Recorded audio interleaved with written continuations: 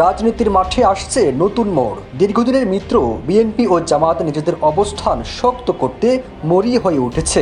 ইসলামী দলগুলো সহ অন্যান্য দলগুলোকে নিজেদের জোটে আনতে একাধিক বৈঠক চালিয়ে যাচ্ছে। এতে অনেকটা আভাস পাওয়া যাচ্ছে আগামী নির্বাচনকে কেন্দ্র করে রাজনৈতিক মাঠে থাকবে উত্তাপ। তাহলে কি ভোটের মাঠে তাসের ট্রাম্প কার্ড হিসেবে ব্যবহৃত হচ্ছে ইসলামী আন্দোলন বাংলাদেশ? এর মধ্যে জানা গেছে একটি ভোট বাক্সে আসবে সকল ইসলামী দল।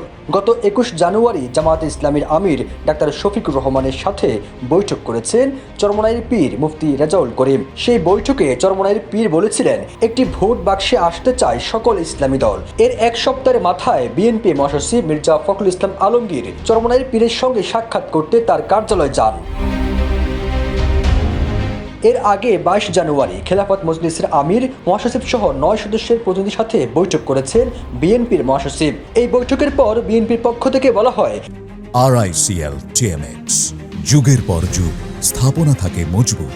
ফ্যাসিবাদ বিরোধী সব দল, বিশেষ করে ধর্মভিত্তিক ইসলামী দলগুলোর সঙ্গে যোগাযোগ বৃদ্ধির উদ্যোগ নিয়েছে তারা।